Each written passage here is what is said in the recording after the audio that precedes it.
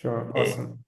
So welcome everyone on today's AMA session. And today we are live with Tony. He is CEO of Sumex, and it's the ultimate non-custodial super app for crypto guys. So crypto right now is a completely mess. We have hundreds of chains, dozens of exchanges, endless bridges, and every project tried to grab some part of your attention. And still, like people use a lot of chains, have like sometimes even forget about their wallets, assets, etc. So new users, I can only believe how this world can look like for them. And Tony here, he wants to change this situation and improve user experience in crypto. So, Tony, the mic is yours. Explain us in 1 minute what is Sumex is about and why do you build it? Cool. Hello. Hello to everyone watching. Thank you for the invite. Thank you for the opportunity to share a few words. I think I'll be very brief. I don't think 1 minute is needed. Sumex positions itself as a super app for CeFi and DeFi portfolio management opportunities. In simple terms, what it means, it can actually cater to all of the crypto sapients. So anyone looking to trade, to invest, to track their portfolio, to track the market dynamics, basically get involved with everything crypto related. That's what we cover. And that's great. But like, explain me, you are not the first project that trying to solve this problem. And we saw like many attempts for last years. And like I think most of them failed. Maybe some of them still stay small. So what makes Sumex different this time? Is it just like better execution, or you like something changed fundamentally? So what's your Sure, vision? sure. I think it'll be very funny if I literally just said, we have AI, cutting edge AI. It solves everything. But in reality, I do agree that a lot of platforms and projects, and it's been the mentality of the crypto industry for a while now, saying we need better user adoption, we need to simplify things. However, everyone's trying to redesign the way users interact with a particular blockchain or with a particular asset class, with a particular financial instrument, whether it's like an API vehicle or some trading terminal, etc., etc. And that attempt to simplify things eventually leads to the creation of new paradigm that users have to then learn again. So that's basically something that fundamentally speaking, that we're doing differently. So our team and myself, we've been in the industry for quite a while, so we're able to see some of the great projects, how they become successful, how they did certain things differently, and that basically led us to a few conclusions and a few things that we essentially adopted from the best projects. However, when saying that, the core ideology is basically to split everything into different segments, like in terms of the product, while keeping it within the exact same platform, within the same app. Well, coming to mobile fairly soon. So basically, everything is split into different. What we actually call them layers. So there is the connection layer, and it's something quite unique. We actually haven't seen it been done in the industry before. It's very simple, but by design, the idea of it is very simple. So basically, whenever you're dealing with crypto, You have your Solana wallets, you have your MetaMask wallets. Those are different, addresses, can be different pieces of software.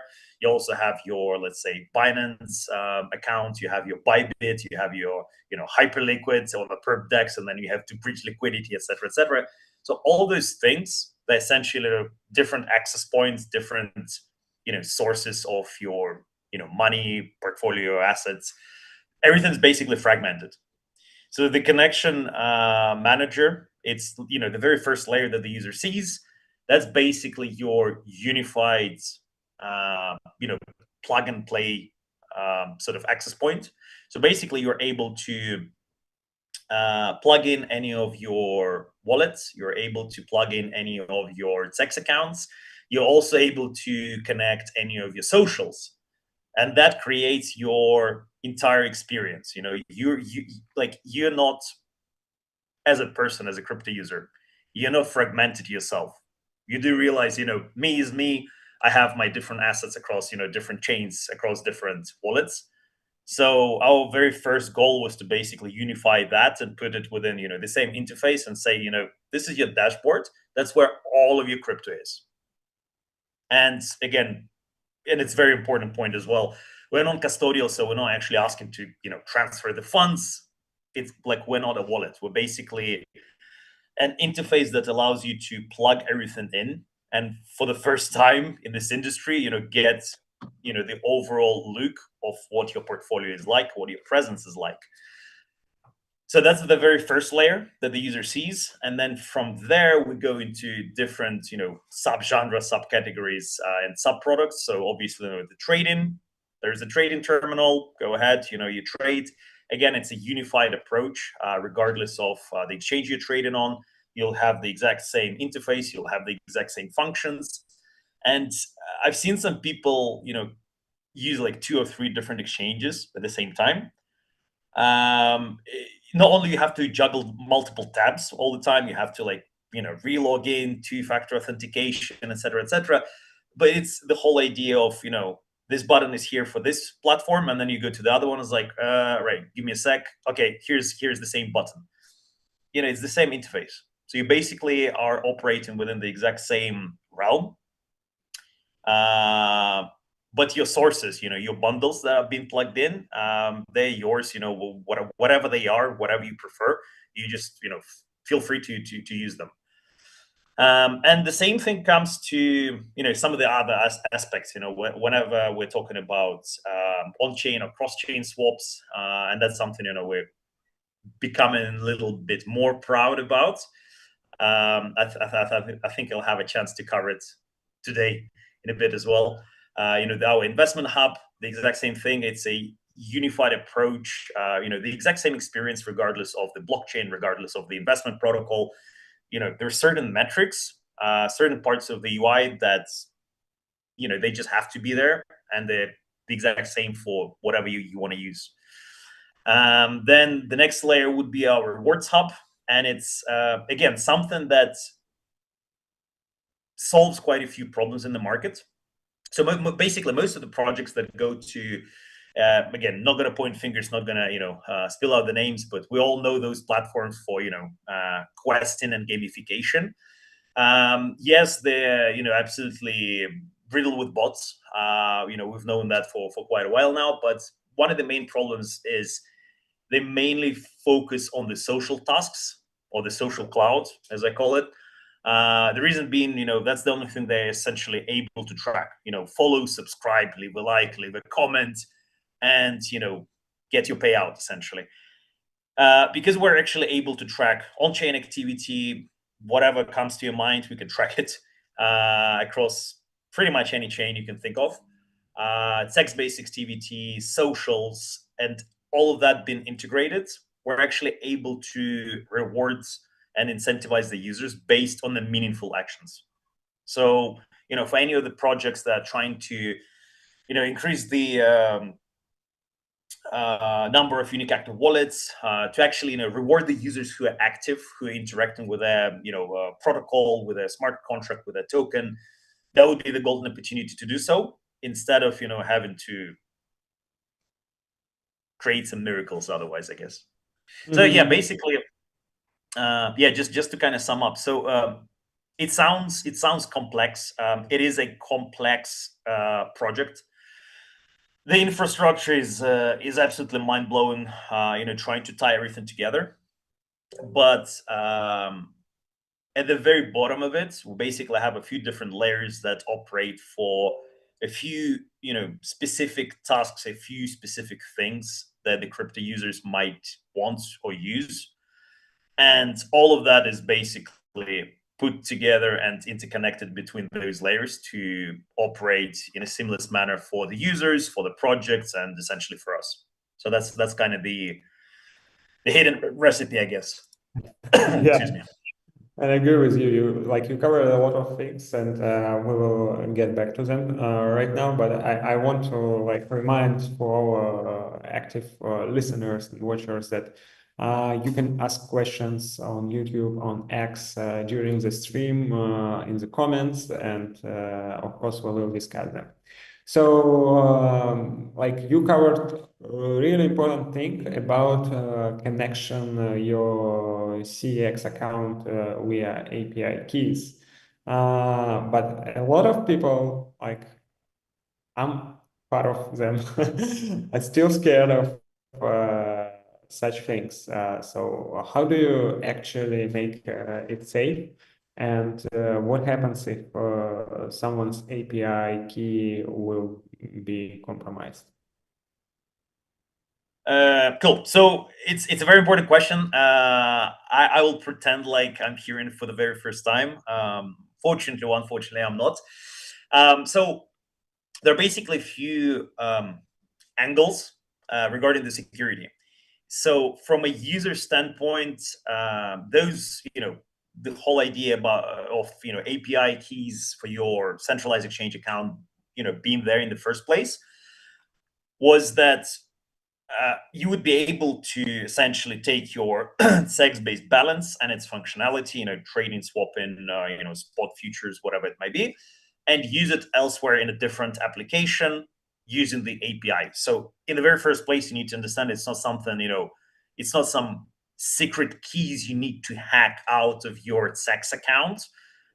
They were created by design by those sexes to be used elsewhere. So that's kind of the very basic part of the security. The sex basically did everything to make sure it's safe and secure to use it. So that's the very first thing. The other thing to consider is in order to utilize your API key. Well, first of all, it does depend on what sort of things you want to do. Like if you only want to track, use Sumex, just as a free-to-use dashboard for your trading performance. And by the way, other platforms, they do charge money for that. Again, not gonna point fingers. The easiest thing you can do is literally select read only, and that's it. So basically the only thing that we would be able to perform is to read your balances, to read your history, and that's only as far as you allow us. You can recall your API key at any point. Again, if you want to actually not just look at the performance of your, 1 sex or 20 sexes, or same sex and multiple keys for different accounts for other people, I don't know, whatever you might find useful. But if you're actually looking to trade as well, and that's again one of the strengths of Sumex, you're able to plug in 20 sexes, for example, and you can trade using the unified interface. So for that, obviously you do need to provide the trading permissions on your API key, but at the same time, we do not need, and I can't absolutely stress this enough, we do not need withdrawal permits. If by mistake a user actually gave the withdrawal permits to the API key, technically that allows the platform, whether it's Sumex or something else, to actually interact with that particular sex account to actually withdraw the funds. However, within our system, and some users actually tested it, or I don't know if they did it accidentally, they're like, oh, it actually gives me a huge warning. There's a red sign, and it's telling me, please withdraw it, otherwise you won't be able to utilize the rest of the functionality of the key on the platform. So obviously, there are some safe rails within the platform to make sure the users do understand we do not need this permission, and you should not be doing it in the very first place, even if you trust us with your life. So that's kind of the second level. And then if we're talking about all the technicals, again, not gonna go into like too much details, but basically every single key, first of all, is obviously encrypted. It's actually segmented. There are certain, our CTO is probably the best person to talk about this. I'm kind of explaining the things that he was able to explain to me, but basically everything is every single key, it's split with its own encryption, and then those different parts, they actually stored on different servers with different authentications, with different procedures to get into them. And on top of that, to decipher the entire thing, you need like some other fourth thing. But yeah, I'm not the CTO. So that's basically in terms of security.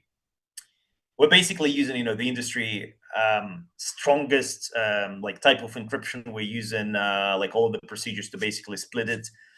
So even if like one of the servers gets compromised, it's going to be a part of the part which is then still encrypted. So it's absolutely no use. Hope it makes sense. Yeah, I got it.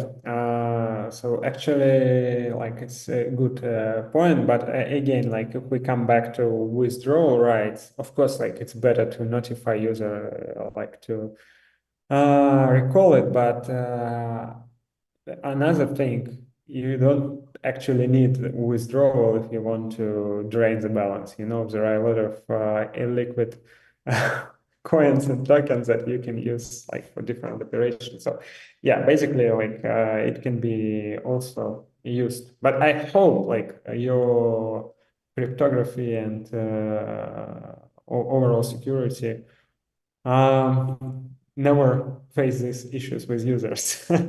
Yeah, I'm not going to brag, but we have some of the ex-auditors from the top firms, and we also do have at least one, I'm going to put it this way, at least one actually known hacker who also happened to be a winner of way too many hackathons in his life. So I think our security is pretty good, but yeah, I agree with what you mentioned. But here's my recommendation: don't trade on shitty exchanges that lists shitty tokens with low liquidity. As simple as that. I think even on Binance we can find some some low liquid tokens. But anyway, okay, so at this point we covered pretty well. What about another thing? So let's take a look on current like version of MetaMask, like what we have, DBank, Zerion. There are plenty of like wallets or apps that designed for like to be portfolio trackers, to provide you some recommendations. What's the one thing you do that no one can easily copy? And yeah, like what's the difference? Define easily copy. I mean, let's put it this way: is ChatGPT, is it easy to copy? I mean, yeah, we know how to do it. Will it require like an immense amount of time and money and engineering? Sure. So I mean, we obviously didn't build Sumex overnight. It was quite an extensive thing. With a pretty strong team with like really good backgrounds. So in terms of the platforms that you did mention, the one thing to understand is they're already within this certain niche of portfolio tracking, as you mentioned, which is correct. And for them to be able to replicate, they would basically need to build a few different platforms, a few different products, and then figure out how to link them all together. So again, I mean, is it doable? Yes. But again, we're already on the market. We already are live. We already have some traction. Let's put it this way. We already seen some pretty decent results. We already seen some interest from the investors for the future rounds. So with that being said, anything can be replicated. We're not talking about quantum physics with one guy who figured out the process that nobody was able to replicate in hundreds of years. So like absolutely anything can be replicated. However, it's a complex thing. It's certainly, I think it boils down to the actual motivation, of the team, of the founders. Like, why do you want to build it? And ours was, very simple. We've had experience working on, other projects in the past. We had experience working for, the big companies, Texas, Dexys, etc. We've seen the problems that they faced, and then we had, that ambition. Let's build something that hasn't been built before. Let's build a SuperApp that does this, and that. And yeah, all of those fingers that can be like absolutely, standalone, separate platform, separate projects. But again, that does not contribute to the actual problem of crypto space and crypto experience being fragmented and crypto tribalism. So there's only one solution: to build that as a comprehensive system. Yeah, that's clear. I can like totally agree with you that each of these projects that I named, they have their own specific, and like you cover more than anyone else. I'm also curious, like you have a big focus on XP levels, this kind of gamification, limited time campaigns.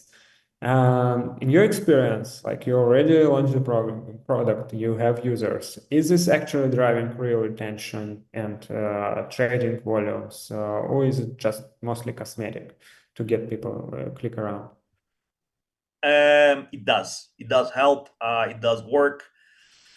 And I mean, it has nothing to do with crypto. Listen, it's the human mentality. The sort of the interest to compete against someone. To compare your badges or achievements, and see who's better. That's the entire premise of any leaderboard on any within any game, within workspace, within any exchange. That's the driving force. We need to compete, otherwise our brains, they're just not interested, and it's way too boring for us.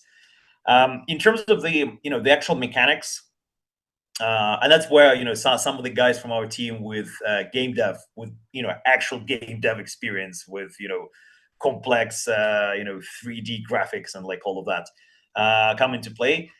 There are certain mechanics, again, they're mostly to do with the human brain, how we perceive the information, and how we're actually able to learn new things, to explore new things, and what sort of rewards we're looking for. So obviously all of those aspects, they do help to actually engage new users, especially when it comes to the partner campaigns. And that's the exact same premise that Galaxy or Zilly or like any of the big question platforms. That's the exact same idea that they've been using for years. But like I said, there are some troubles with those platforms in terms of the ability to actually track, incentivize, and reward users for the real activities, not just for the social clicks and likes, and write in a comment like "good project, where's my reward." So those things, they are not just cosmetical. And it's really funny because like I personally go to Discord quite frequently to actually check of what's going on, what sort of narratives people are following, etc., etc. And it's really funny to see within our community someone unlocking one of the newest achievements first, sharing it, and then everyone is like, wow, congrats, yeah, good for you. How the hell did you get that? Jesus Christ, you're so quick. So it's that competitive edge that's basically makes the process a little more fun, a little more engaging. And in terms of retention, 100%, it's a good thing. It's a good thing. And I mean, come on, even banking apps nowadays, they utilize some form of gamification, some repeated activities, check-ins, different raffles if you do some certain activities, etc. So yeah, just trying to make it a little bit more fun, I guess.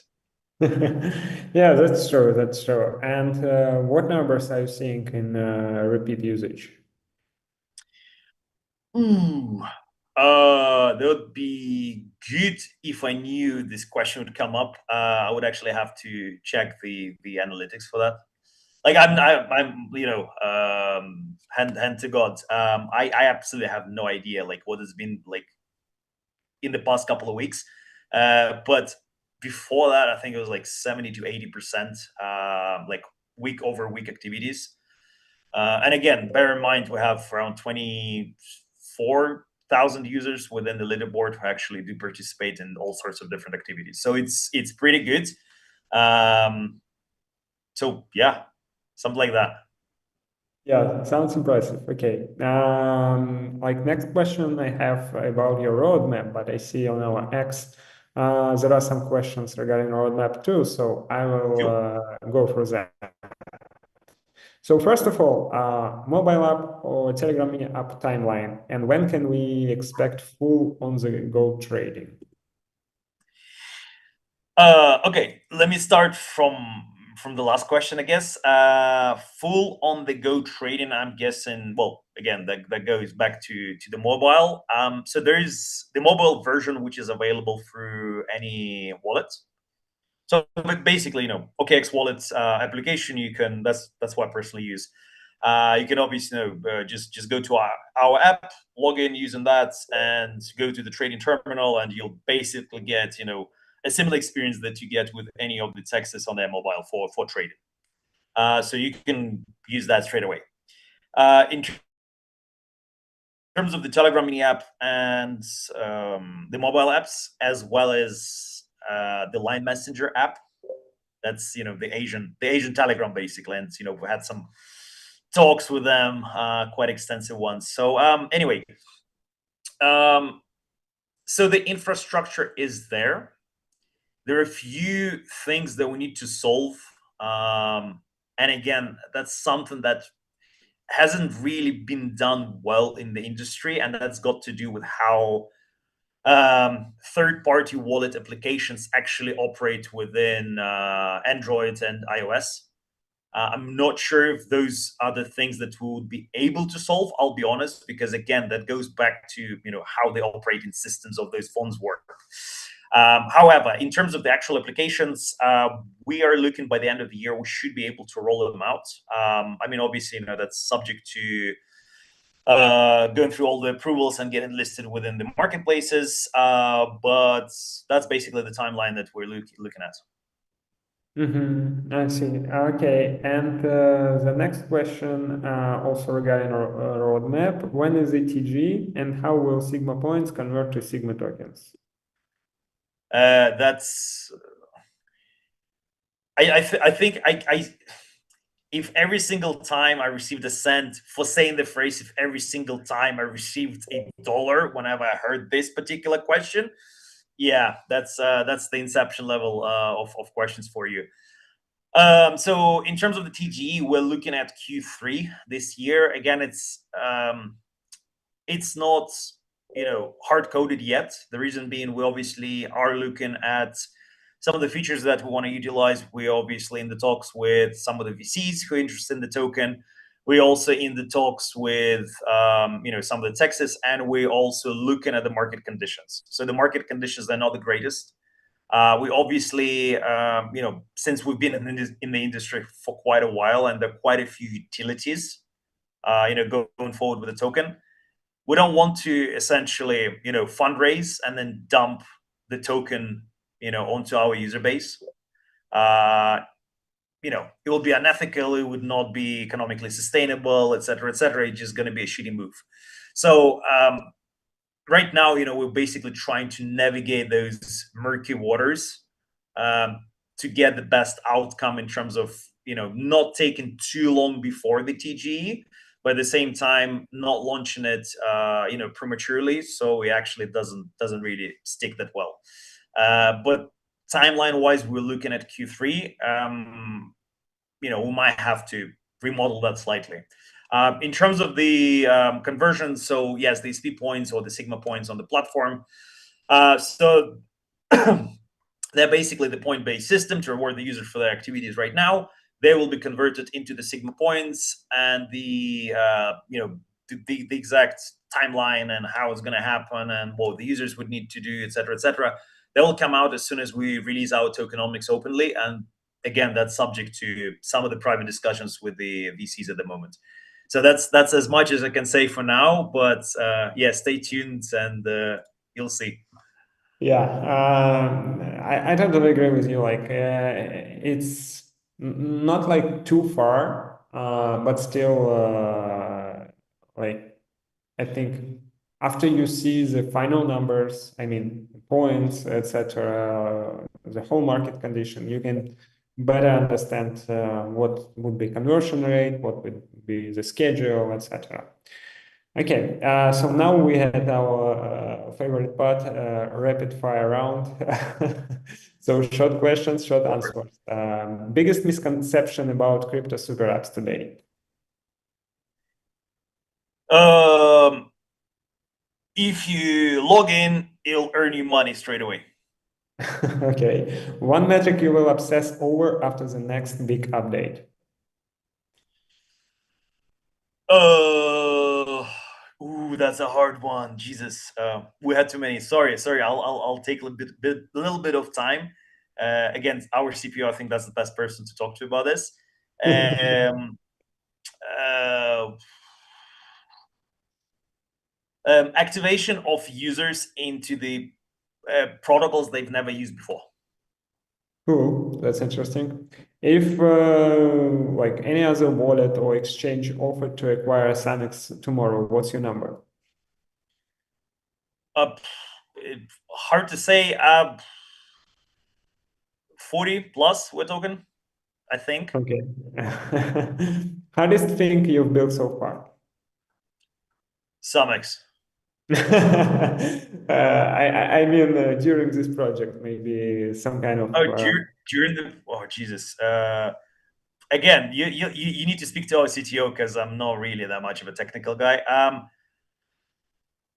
Listen, the connection manager was a hard thing. The gamification system was also very hard because like there are a few different mechanics going on. Like we had to build basically everything from scratch, and I'm guessing the infrastructure that nobody actually gets to see, that ties all of those layers together to make sure they can coordinate information and trigger events across each other. I think that was the hardest one.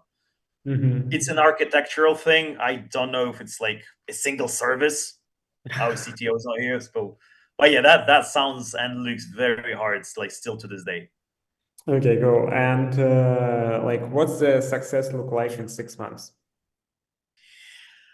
Well, going back to what I said about the TGE, if we do end up within this timeline, launching it and it's looking good, I think that would be, kind of the checkered flags, the finish line saying that, we got to the point where we're like very comfortable and like, yeah, let's go through the TGE.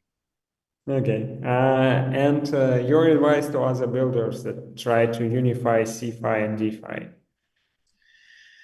Don't start. I No, love it's that. my honest advice. Don't try to create another process that the industry hasn't seen before. And I'll let me elaborate just a little bit. We don't have any registration. We don't have we're not asking for your email. We don't have any KYC. You literally get to log in with a Web3 wallet or a Web2 authentication in a Google, Twitter, Telegram, Discord.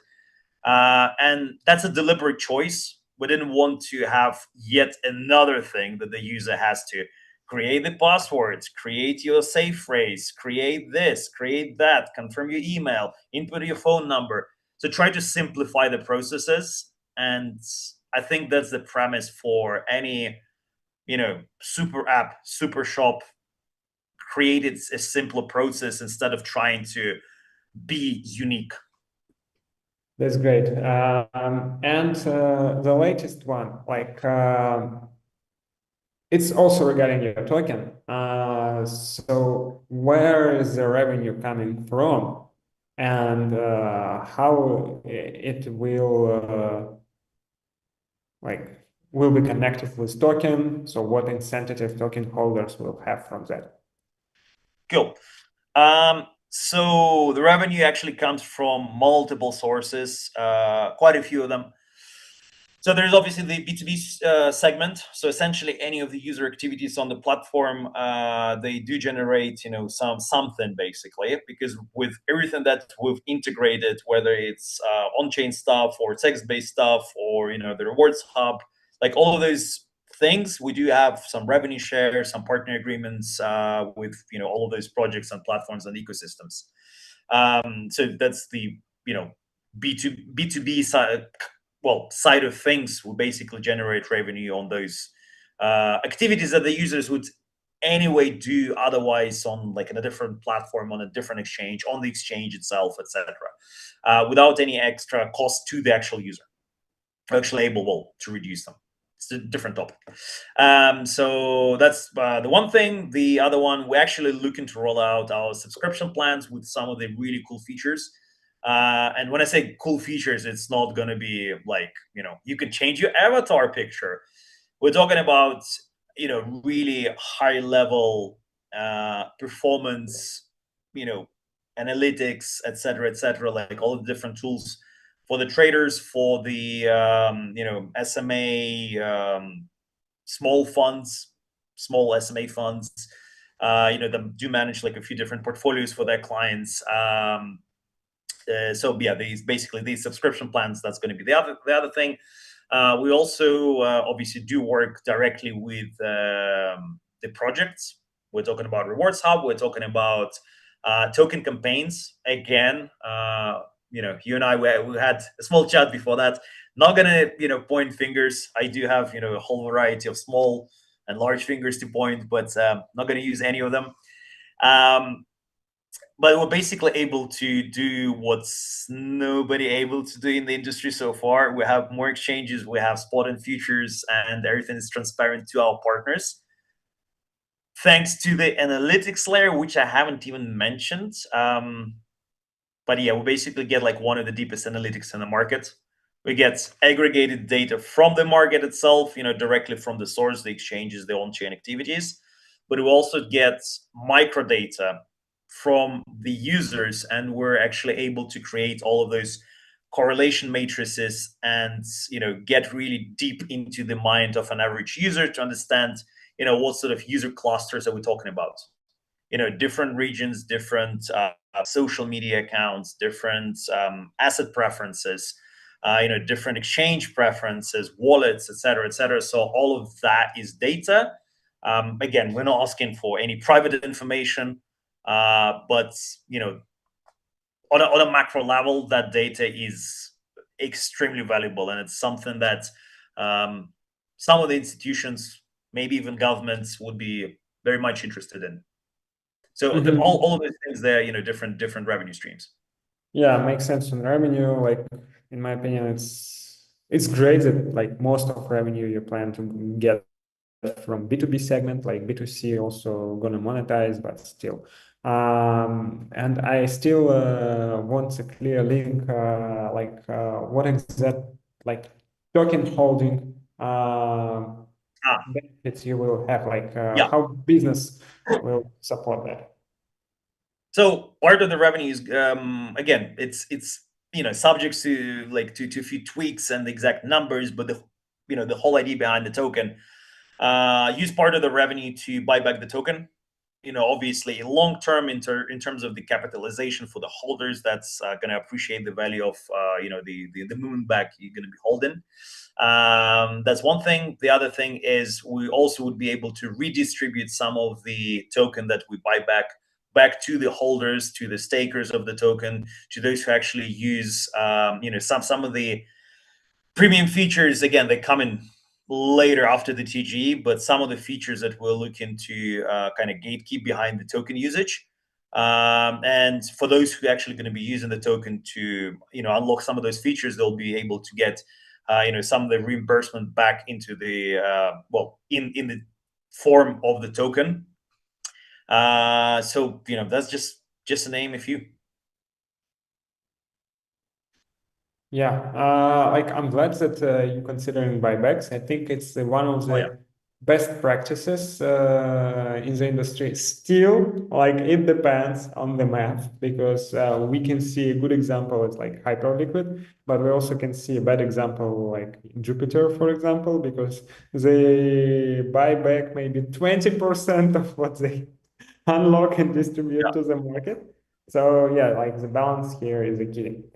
Okay, Tony, like, thank you for this discussion. I really appreciate it. I think it's really nice and like you have a clear vision, you have deep understanding of the industry, and what is more important, you have real product, real users, and you like trying to solve the problem of fragmentation and complexity crypto within like all-in-one, easy to use solution. That's really great. So, like, if you want to add something in the end, feel free to do it. Join Sumex, I guess. That's as simple as that. It's Yeah, losing anything. It's free to use. Try it out, and I'm sure you like it. It's literally as simple as that. You get to save money, time, increase your efficiency, and to all the builders out there, keep building. It's hard. It's sometimes very frustrating when something doesn't go your way, but you'll get there as long as you have the endurance and the capacity. Simple as yeah. that. Thank you, Tony. That was my phrase too. Like, if anyone wants to connect with Tony, with Samex, with us, like on X, you can see all the links. You can also drop the comments. We will read everything and answer them. And yeah, feel free to join us, to follow us, and try the Samex because it can make your crypto life a bit better. So thanks everyone for joining today. Next demo day and AMA session coming soon. So follow us so you don't miss it and have a great day. Thank you.